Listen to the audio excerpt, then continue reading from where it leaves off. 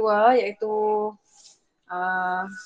kebangkitan nasionalisme, dan topik 2.1 ialah maksud nasionalisme yang akan dibentangkan oleh Ammar dan juga Syabil. Jadi cikgu persilakan, tanpa buang masa cikgu persilakan Ammar dan juga Syabil.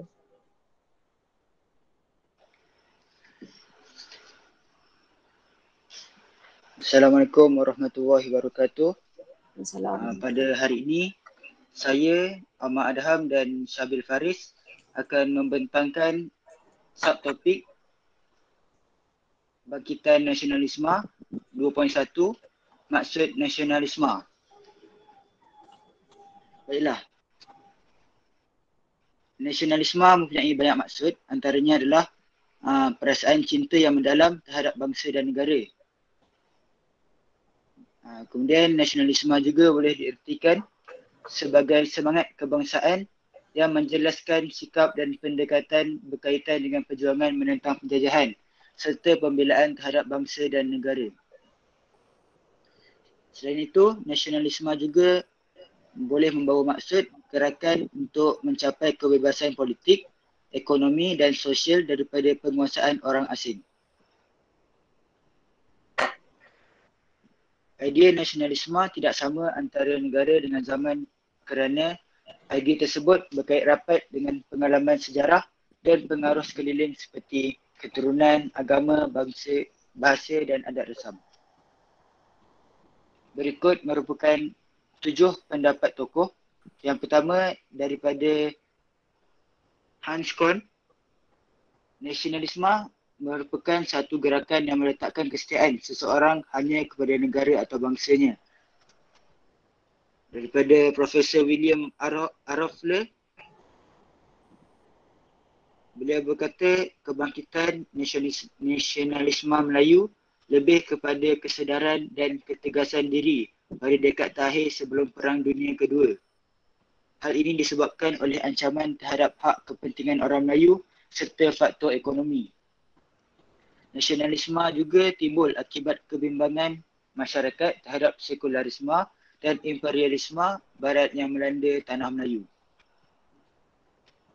Tokoh yang ketiga iaitu Datuk On Jaafar.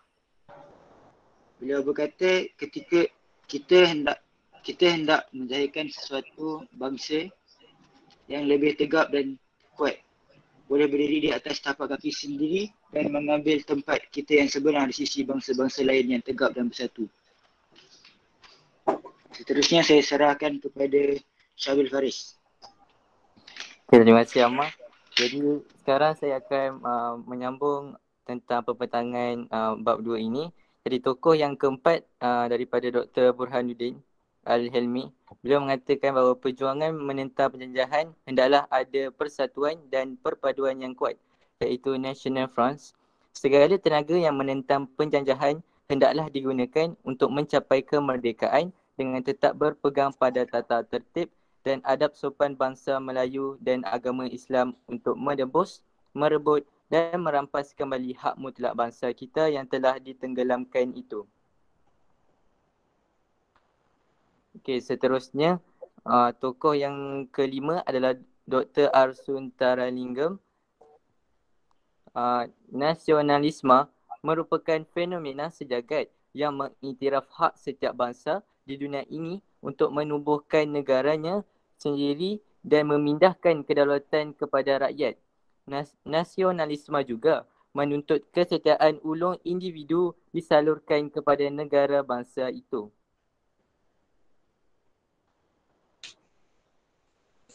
Tokoh yang keenam adalah Profesor Datuk Zainal Abidin Abdul Wahid. Beliau mengatakan nasionalisme Melayu bukanlah gejala baharu hasil penggabungan tanah Melayu oleh British, tetapi nasionalisme Melayu telah wujud sejak zaman Kesultanan Melayu Melaka. Kesetiaan kepada raja merupakan ciri nasionalisme Melayu ketika itu dan orang Melayu berpegang pada faham kebangsaan yang bersifat ketanah Melayuan. Ini adalah tokoh yang terakhir iaitu Profesor Emeritus Tan Sri Dr. Ho Kei Kim. Dalam konteks Melayu sebelum merdeka, nasionalisme digunakan untuk merujuk perjuangan orang Melayu bagi mendapatkan kembali kedudukan unggul dalam negara sendiri. Jadi sekian saja daripada saya dan Ammar. Sekian, terima kasih. Baik, terima kasih kepada Ammar Adham dan juga Syabil Faris.